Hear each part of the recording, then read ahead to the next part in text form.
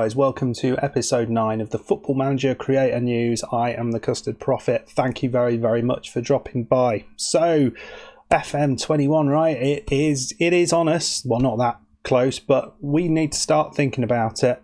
And in today's video, we are going to be thinking about the wish list, the things that we would like to see in FM21. Now, that wish list can be potentially very, very long for some people, and possibly not so long for others. But I want to preface everything I'm about to say with the Football Manager series is a game I absolutely love. I really enjoyed Football Manager 20. A lot of people have said the game is broken, it's unplayable.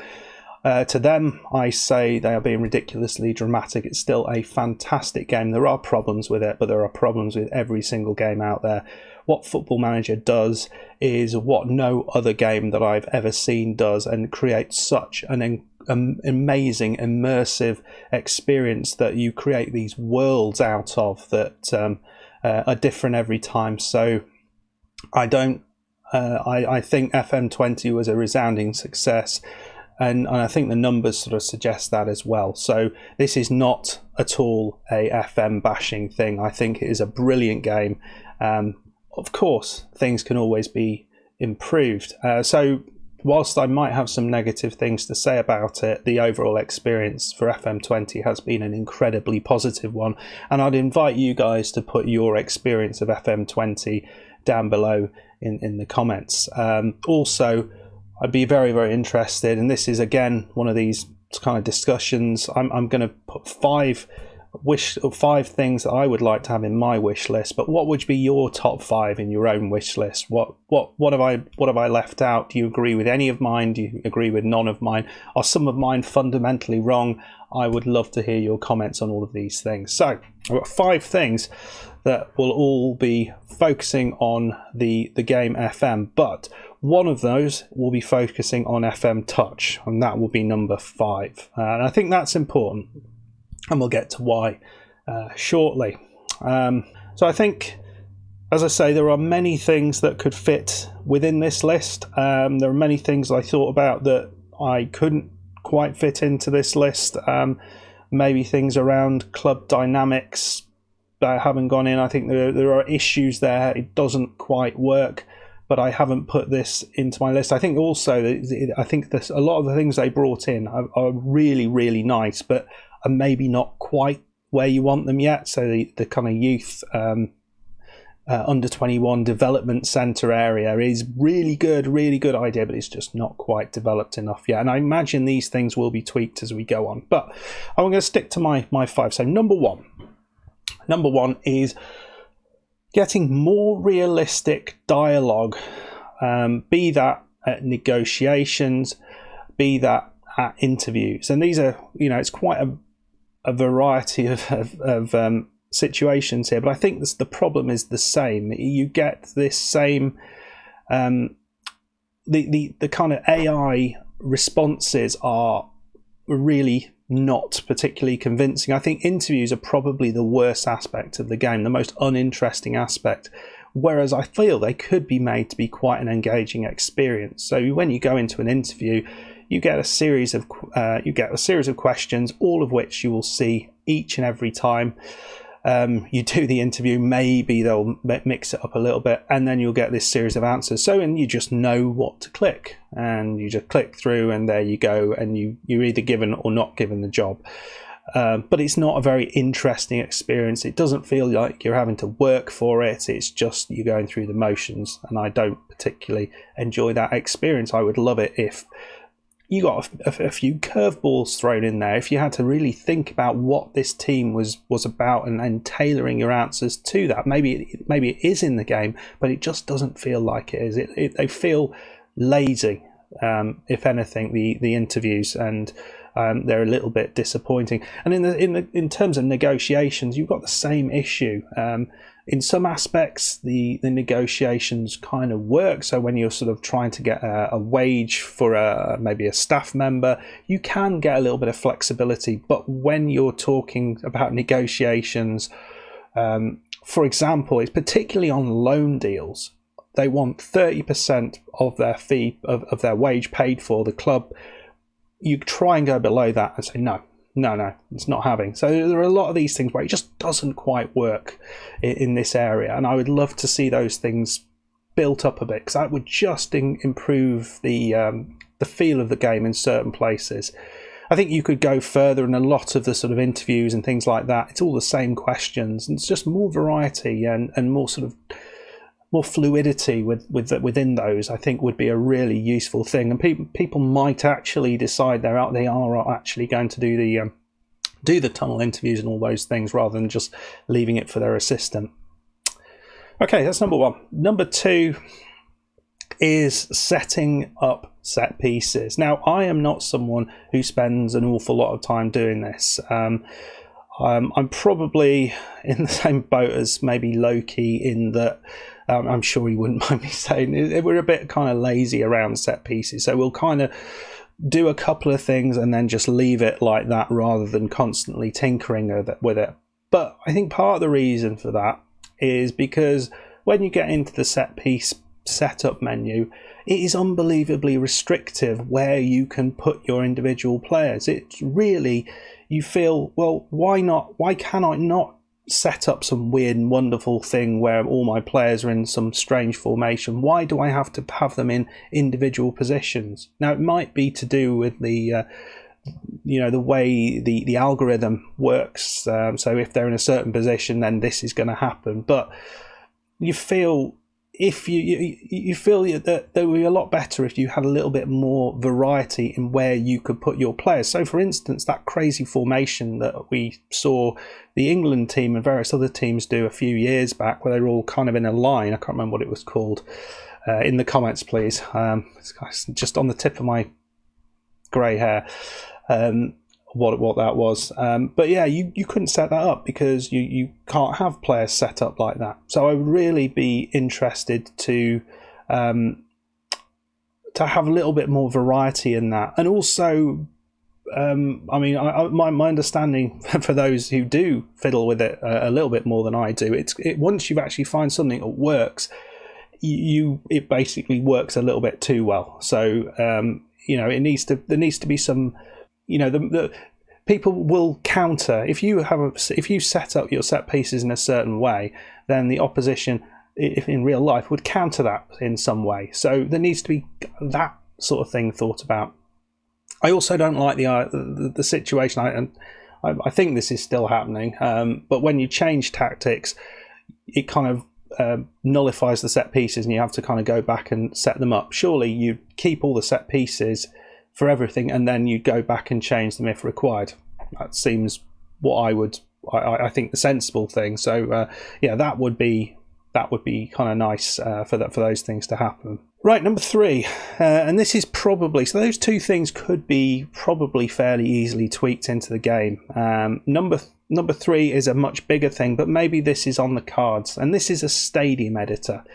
I really, really like the idea of a stadium editor, not because I would go and make a new stadium, but I can imagine people in the community who are, minded like that, who kind of have got a bit of an artistic streak, would really enjoy trying to model different stadiums. We all know the stadiums in the game look nothing like what they are supposed to look like, certainly as you get further down the league. So the opportunity to actually create, for me, for example, the Burton Albion Pirelli Stadium would be awesome. Or you go down to some tiny club like I've done in the sort of lower divisions, and where I'm managing Gottner IF in Sweden.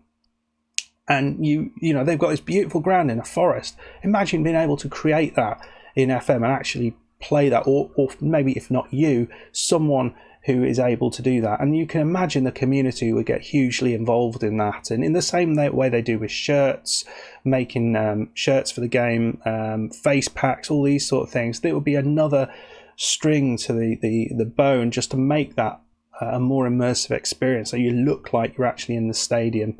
And then potentially you could have a bunch of stadiums that are that you can upload or from Steam that could be the stadiums that you end up going to. That are not quite the generic ones that you get given with the picnic table in the corner and the single burger van, which are just, and then the giant football. These things, it just takes away from the believability of the game. I know the graphics aren't good, but they're not supposed to be good. That's not the point. But your kind of world that you live in needs to be good, surely. It needs to be believable. So that would be a big cool thing, cool change for me, that ability. Now, on to another thing that would just require us a few small tweaks, and it sort of relates to the FM, the AI during the match, and what the players decide to do during the match. One of my biggest bugbears in the whole game is when players are shooting from inappropriate places. We have all seen it, and certainly it was a massive issue at the start of the game. One-on-ones was a big issue. You couldn't score a one-on-one. It's still hard, but it feels better now. But they still haven't eradicated that shooting from the byline. The player runs in. There is no way he's going to score. There is a player right there just next to him. Just play it across and he would score. But no, he's going to shoot into the side netting. And it just takes away some of the fun of the game, because if that happened occasionally, because people are selfish, fine. But if it happens all the time, if you can predict that my player is not going to pass the ball, he's just going to try and shoot from there. Unless he is particularly skilled, he's not going to score. So it's just really frustrating, and it takes away, some of the unknowns about the game. So when your player's bearing down on goal, you don't want to know if they're going to miss before they've hit the ball, do you? I mean, some of the times you can kind of feel it if it's a certain player, but if they're coming at it from the same this kind of side angle, you know what's coming, and that's I don't want that in the game. It's a fairly small thing, and it is not a game breaker. It doesn't massively affect me negatively, because it happens to the opposition as well. It's just a frustrating thing, which I feel would be something that is not that hard to fix. Okay, so those are my 4 wishes for the FM game. We should remember the context here. Number 1 is we are still in the middle of a global pandemic, and all of us have been working from home, so that is going to affect what goes on at SI, and that is going to affect what they are able to do. And the other thing is, the major overhaul of the game seems to happen every 2 years, and we had a pretty damn big overhaul in the last cycle. So I would expect a fairly small thing. So some of the things that I mentioned there are things that could be fairly easily tinkered with the game. I'm not a developer, so I don't know how easy that is, but in my own naive mind, those things are not massive things. It's not the changing of a whole match engine. It's not something enormous. The development of some completely new aspect of the game. It is something that's existing, and it's just putting something right that's already existing within the game. That's what I see. Okay, so on to FM Touch, and I got one issue with FM Touch.